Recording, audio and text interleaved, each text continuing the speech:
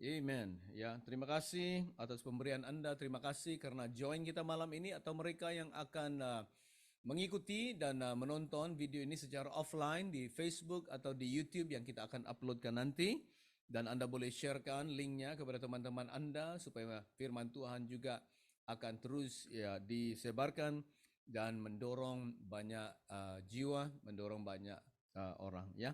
Silakan saudara. Amen. Nah, hari ini, malam ini, di dalam message kita yang terakhir untuk tahun 2023, saya akan membawa kepada kita saudara tajuk sesuatu yang lebih baik. Sesuatu yang lebih baik. Nah, bukan saja sesuatu perkataan yang saya mau sampaikan kepada kita untuk mendorong kita bahwa ada sesuatu yang lebih baik terjadi, tetapi ini memang di dalam firman Tuhan, dituliskan dalam firman Tuhan, berada dalam firman Tuhan, dan karena dia berada dalam firman Tuhan, saudara, kita boleh mengklaimkan atau percaya atau berdiri di atas perkataan ini ataupun firman Tuhan ini. Dan saya akan mulakan dengan pembacaan di dalam Ibrani 6 ayat 9. Ya, Ibrani 6 ayat 9. Are you doing that? Alright. Nah, saudara, ini sesuatu yang kita boleh pegang, boleh percaya, dan meletakkan kehidupan kita. Dan saya mendorong kita, saudara, firman ini biarlah menjadi suatu bekal yang kita bawa untuk tahun 2024. Dan kita letakkan dalam hati, kita bawa dia dalam hidup kita, dalam hati kita. Kita baca selalu sehingga kita menghafalnya, kita ingatnya, dan kita merenungkannya sehingga dia menjadi sesuatu firman yang pribadi dan firman yang menjadi hidup di dalam kehidupan kita. Karena sesuatu yang lebih baik akan terjadi ataupun yang disediakan oleh Tuhan bagi kita, saudara. Jadi yang pertama, di dalam Ibrani, kalau ada Alkitab Anda, buka di dalam buku Ibrani 6 ayat 9, dan yang kedua buku Ibrani 11 ayat 40. Ini firman Tuhan berada di dalam buku Ibrani. Dan saya akan jelaskan nanti kenapa penulis buku Ibrani ini memberikan firman ini atau menuliskan perkataan ini di dalam buku Ibrani yang dia sampaikan kepada orang-orang percaya yang berbangsa Ibrani, ya, the Hebrews people, orang-orang Ibrani atau orang-orang Yahudi, the Jewish people yang telah percaya kepada Yesus, yang telah diselamatkan dan menjadi orang-orang percaya walaupun mereka orang Yahudi atau orang Ibrani. Alright, mari kita sudah, ya, kita tunggu kita punya tech person.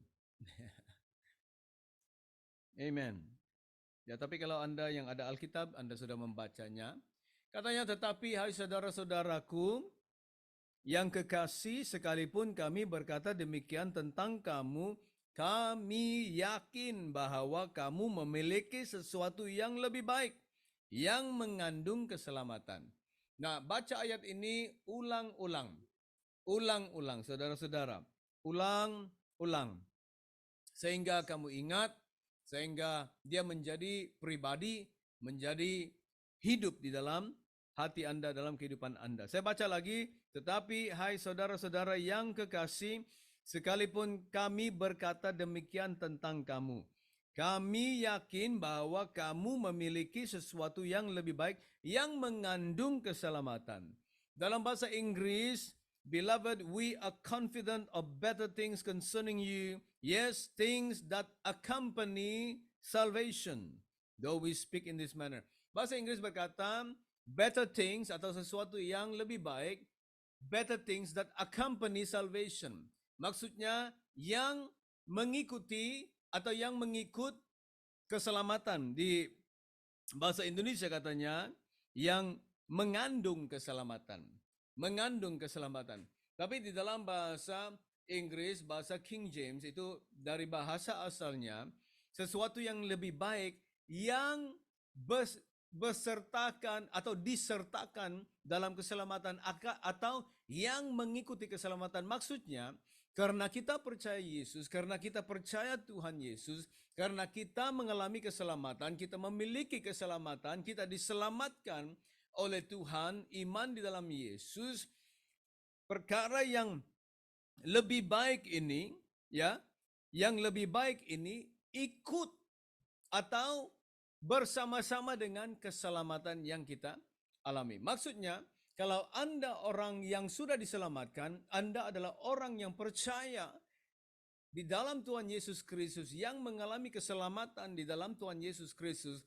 Maksudnya, sesuatu yang lebih baik ini adalah milik Anda, saudara-saudara. Dan seharusnya berlaku atau terjadi dalam hidupnya yang seharusnya Anda mengalami di dalam kehidupan Anda. Sesuatu yang lebih baik. Jadi, bukan hanya setiap tahun kita mengakhiri tahun ini dan kita masuk dalam tahun yang baru dan kita hanya hidup begitu saja mengharapkan ada sesuatu yang lebih baik terjadi. Bukan, saudara, karena ini adalah sesuatu yang telah dijanjikan bahwa sesuatu yang lebih baik ini atau good things atau better things, kalau dalam bahasa Inggris better things itu dalam maksudnya di dalam perkataan plural, maksudnya lebih dari satu, ya, sesuatu yang lebih baik ataupun hal-hal yang lebih baik, bukan satu perkara saja yang lebih baik akan terjadi, tetapi ada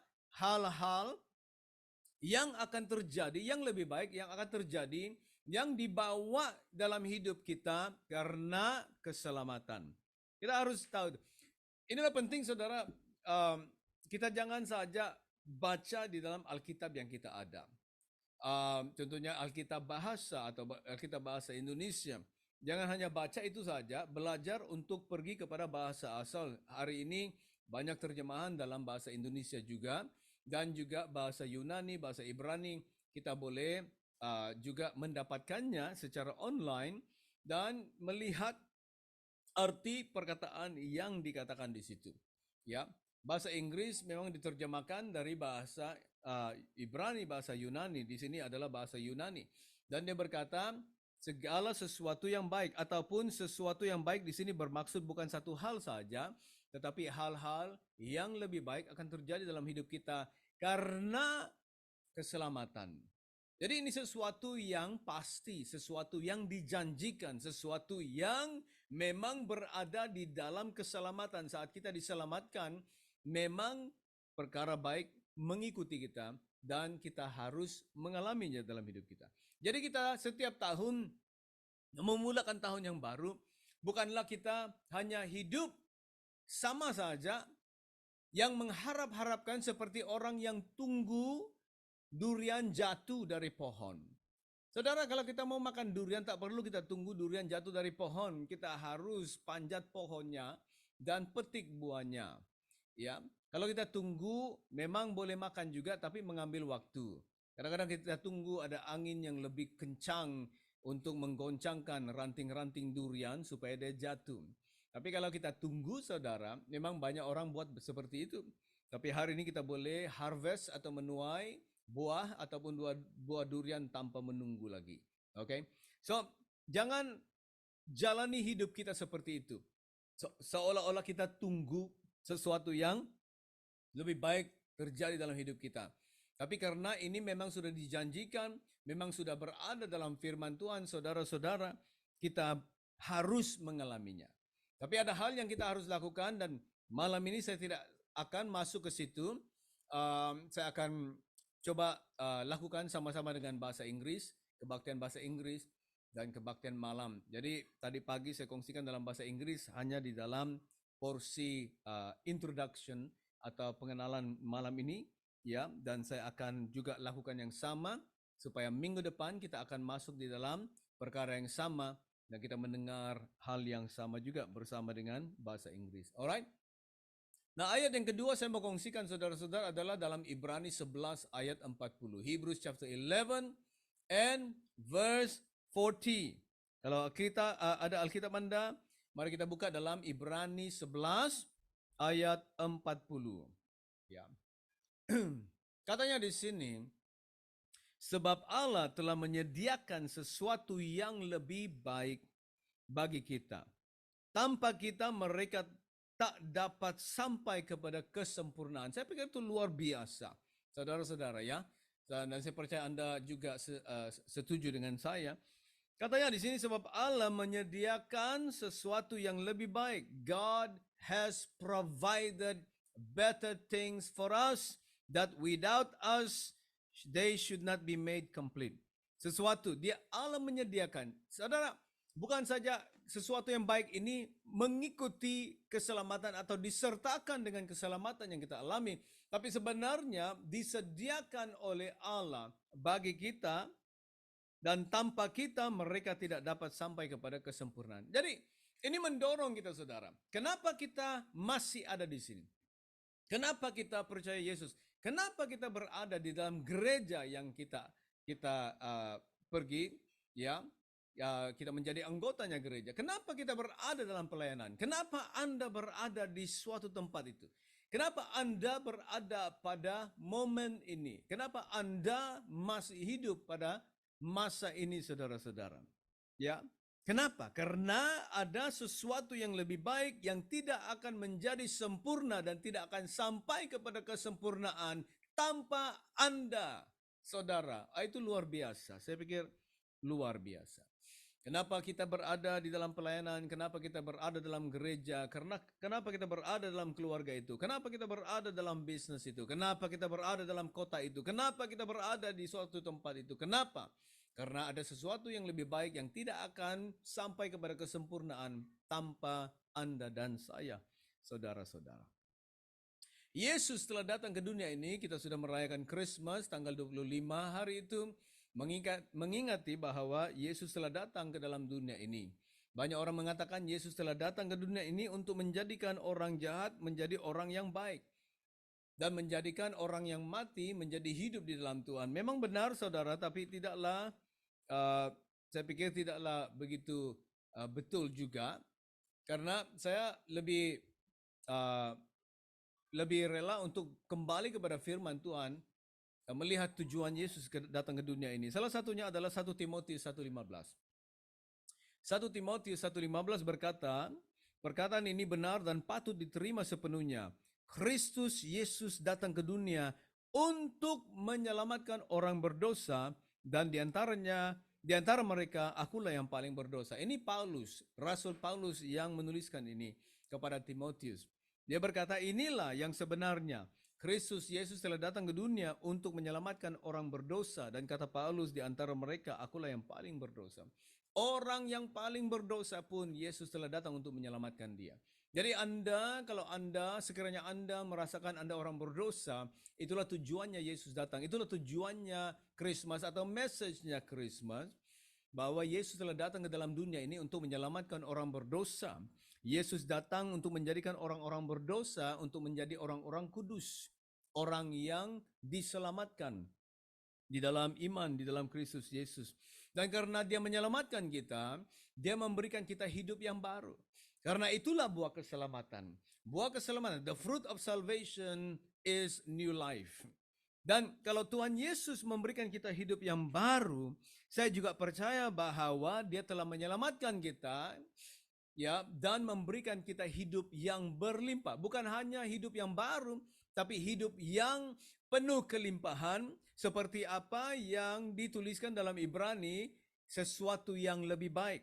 Hidup yang berkelimpahan itu adalah sesuatu yang lebih baik, yang disertakan ataupun mengikuti keselamatan yang kita alami. Yesus berkata, pencuri datang untuk mencuri, membunuh dan membinasakan. Tapi kata Yesus, aku telah datang untuk memberikan kita hidup yang penuh dengan berkelimpahan. Haleluya. Itu Yohanes 10 ayat 10. Penuh dengan kelimpahan. Dan hidup yang berkelimpahan ini, saudara-saudara, adalah suatu janji, suatu kehidupan yang berlimpah yang Tuhan mau berikan kepada kita di dalam dunia ini, di saat ini, saudara-saudara. Hidup yang penuh kelimpahan. Nah, hidup penuh kelimpahan ini, saudara, dia termasuk ataupun melingkupi banyak atau semua aspek dalam kehidupan kita. Bukan hanya harta benda, bukan hanya keuangan, bukan hanya kekayaan, tapi di dalam seluruh kehidupan kita, saudara. Kalau Anda tidak memiliki banyak uang, saudara, tidak bermaksud Anda tidak hidup dalam kelimpahan. Karena hidup dalam berkelimpahan itu tidak hanya terbatas di dalam amount keuangan yang kita ada. Ya, apa gunanya kalau kita ada uang yang banyak tetapi kita terlantar di hospital, di ICU berbulan-bulan? Apa gunanya kalau kita ada harta banyak, banyak tanah, banyak rumah, kalau hidup kita tidak betul dan kita terikat, dibelenggu dan semuanya. Ya, jadi hidup berkelimpahan itu, saudara, tidak terbatas dengan hal-hal harta benda ataupun kekayaan keuangan. Tapi saya percaya di dalam keselamatan Tuhan memberikan kita hidup yang baru dan juga yang hidup penuh dengan kelimpahan di hari ini, di saat ini, pada momen ini, saudara-saudara. Dan itu adalah sesuatu yang harus kita harapkan, harus kita percaya dan masuk ke dalamnya dan berjalan di dalamnya, saudara-saudara. Terutamanya kita masuk ke dalam tahun yang baru. Hidup yang penuh kelimpahan atau hidup yang lebih baik ini, saudara, hidup yang diperkayakan dengan segala janji dan berkat Tuhan. Ya, memang sudah banyak kita lihat dalam firman Tuhan. Contohnya dalam buku Amsal. Kalau kita baca buku Amsal, saudara, ada 31 Amsal. Kalau Anda baca itu setiap hari satu Amsal, setiap hari, di dalam setiap tahun Anda akan membacanya 12 kali. Tapi setiap hari, kita baca, saudara, mungkin 3 menit atau 5 menit baca satu pasal. Ataupun kurang dari 5 menit. Oh, come on. Kadang-kadang kita lihat handphone, Facebook, WhatsApp, kita banyak masa dan kadang-kadang kita tinggal dalam handphone kita pun berjam-jam. Kenapa kita tidak boleh luangkan 3 menit, 5 menit untuk baca buku Amsal setiap hari? Kenapa kita tidak boleh memberikan untuk baca Alkitab 1 jam atau 2 jam setiap hari, saudara-saudara? Ya, kalau kita kurangkan TV, kita kurangkan handphone, kita kurangkan main game, kita kurangkan main Facebook, kita kurangkan chatting-chatting kita di dalam Facebook, dalam WhatsApp, Instagram. Kalau kita kurangkan TikTok kita, saya percaya kita boleh memberikan banyak waktu untuk membaca firman Tuhan. Dan firman Tuhan ini memperkayakan kita. Firman Tuhan menguatkan kita. Firman Tuhan yang membuatkan kita bertumbuh menjadi matang. Tapi gadget-gadget, internet, ya, game, Facebook, WhatsApp, Instagram, TikTok, apapun itu, saudara, tidak akan memperkayakan kita di dalam rohani. Tidak akan membuatkan kita bertumbuh. Malahan membuatkan kita lebih sakit kepala, susah hati. Kadang-kadang saya lihat orang lihat handphone, dia marah sendiri. Kenapa? Dia geram dengan apa yang dia baca. Ya, dia sakit hati dengan apa yang dia baca di dalam handphonenya. Tapi kalau kita baca firman Tuhan, kita sentiasa didorong dan dikuatkan. Saudara, buku Amsal seperti itu. Banyak nasihat-nasihat yang dia berikan kepada kita yang akan memperkayakan hidup kita dan hubungan kita di dalam Tuhan. Dan bukan itu saja, tetapi dia membuatkan hidup kita diberkati, hidup kita diperkayakan karena hikmat-hikmat yang kita baca, ya, nasihat-nasihat yang kita baca di dalam buku Amsal, saudara-saudara. Ya, kalau kita baca juga Alkitab, dalam surat-surat Paulus, Yakobus, banyak nasihat yang praktik, ya, practical advices, practical instruction yang kita boleh terima daripada surat-surat Paulus dan juga buku Yakobus yang kita baca dan juga buku-buku yang lain di dalam Perjanjian Baru. Apa yang sebenarnya, saudara, kalau kita lakukan ini? Lebih kita mendekat kepada Tuhan, hidup kita akan lebih diperkaya. The closer we draw to Him, the better life can be. Bukankah kita mau itu, saudara? Tapi kuncinya adalah di situ. Lebih kita mendekat kepada Tuhan, hidup kita akan menjadi lebih baik. Yang kedua, lebih banyak kita taruh atau lebih banyak kita masukkan pikiran Kristus dalam kehidupan kita, hidup kita akan menjadi lebih baik. Kalau kita baca Alkitab, itu adalah the mind of Christ ataupun pikiran Kristus. Itu adalah perkataan-perkataan ataupun firman Tuhan yang kita masukkan ke dalam kehidupan kita. Sehingga kita akan ingat firman Tuhan. Dan segala keputusan, segala hal yang kita lakukan, kita akan berbalik kepada firman Tuhan. Sebelum kita melakukan sesuatu, kita akan bertanya kepada diri kita, apakah firman Tuhan katakan? Apakah Tuhan akan berkenan sekiranya saya lakukan ini? Kita akan melihat kembali, apakah yang firman Tuhan katakan tentang hubungan ini, tentang bisnis ini. Apakah yang Tuhan katakan tentang cara saya melayan keluarga saya atau rumah tangga saya? Apakah yang Tuhan katakan lewat firman-Nya, bagaimana saya membesarkan anak-anak saya atau hidup saya, karakter saya, ya, tabiat saya? Apakah yang firman Tuhan katakan? Jadi, kalau kita meletakkan pikiran Kristus dalam kehidupan kita dengan membaca Alkitab, baca firman Tuhan setiap hari dengan banyak-banyak, setiap hari, saudara, hidup kita akan menjadi lebih baik. Itu saya sangat percaya. Yang ketiga, lebih banyak kita bergantung kepada Roh Kudus. Lebih banyak kita berjalan bersama dengan Roh Kudus, hidup kita akan menjadi lebih baik. Saudara, ini salah satu kunci di dalam kehidupan yang diberkati. Ini adalah salah satu kunci di dalam kehidupan yang berkemenangan. Berjalan di dalam Roh Kudus Tuhan ataupun berjalan bersama dengan Roh Kudus. Saudara, begitu simpel ya. Orang yang tidak hidup berjalan di dalam Roh Tuhan, dia hidup dan berjalan di dalam kedagingan dan di dalam duniawi. Itu saja. Karena orang yang penuh Roh Kudus, orang yang hidup berjalan dengan Roh Kudus, dia tidak akan memenuhi nafsu kedagingan dan juga nafsu dunia. Begitu jelas saudara, kalau orang itu tidak hidup bersama dengan Tuhan, tidak berjalan di dalam perintah Tuhan, tidak berjalan di dalam Roh Tuhan, hidup orang itu adalah hidup dalam kedagingan. Dia akan bergantung kepada kedagingan, dia akan memuaskan nafsu kedagingan. Itu saja saudara-saudara. Ya. Luar biasa kan? Tapi itu sebenarnya. Itu hal yang sebenar. Jadi kita belajar hidup dalam berjalan di dalam Roh Kudus. Yang pertama kita belajar mendekatkan diri kepada Tuhan. Dan hidup kita akan menjadi lebih baik. Yang kedua kita harus belajar mengisi pikiran hati kita dengan pikiran Kristus. Dan hidup akan menjadi lebih baik. Yang ketiga kita lebih banyak berjalan bersama dengan Roh Kudus, Roh Tuhan. Hidup akan menjadi lebih baik saudara-saudara. Banyak masalah yang kita akan hindari daripada kehidupan kita apabila kita berjalan bersama dengan Dia, saudara. Hari ini saya mau mendorong kita, saudara, karena firman yang kita baca dalam Ibrani 6:9, Ibrani 11:40 begitu jelas mendorong kita dan kita boleh mengatakan bahwa ada sesuatu yang lebih baik yang Tuhan telah sediakan bagi kita dan kita harus memposisikan diri kita, mengarahkan hidup kita untuk mengalami hal ini.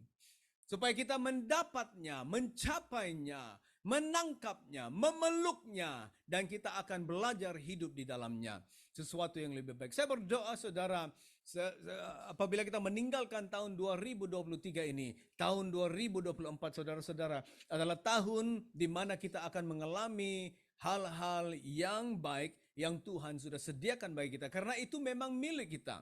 Itu seharusnya kita terima, seharusnya kita alami dalam kehidupan kita saudara-saudara. Amin.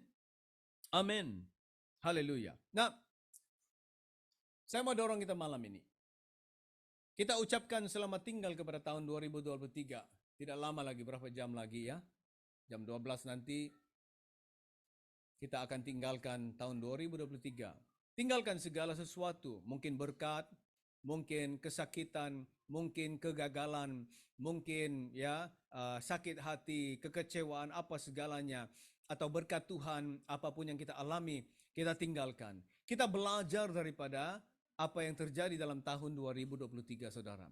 Yang baik kita akan bawa ke dalam tahun 2024 dan kita perbaiki lagi. Kita tambahkan saudara-saudara tahun 2024. Kita jangan memiliki suatu pikiran atau hati yang berkata, oh kalau jadi, jadilah. Kita harus belajar mengarahkan diri kita sehingga kita mendapatnya, sehingga kita mencapainya. Jadi tahun 2024 adalah sesuatu tahun yang kita benar-benar untuk buat keputusan bahwa kita mau melihat itu dan kita mau mengalami itu, menerima itu dalam kehidupan kita. Saya mau dorong kita, saudara. Kenapa? Karena Allah kita adalah Allah yang luar biasa. Tuhan Yesus adalah Tuhan yang sangat luar biasa di dalam kehidupan kita, saudara-saudara. Jadi saudara, masuklah dalam tahun 2024. Esok, berakhir malam ini, dan esok, dengan suatu hati yang baru, dengan suatu keputusan yang lebih kuat lagi, bahwa kita akan mengalami apa yang Tuhan sudah sediakan di dalam kehidupan kita. Saya berdoa Anda diberkati, saya berdoa Anda akan berhasil, saya berdoa Anda akan progres di dalam tahun 2024. Dan saya berdoa bahwa kita boleh bekerja sama, saudara, untuk membangun kerajaan Tuhan dan membiarkan hidup kita dipakai oleh Tuhan untuk memberkati lebih banyak orang. Haleluya. Amin, saudara.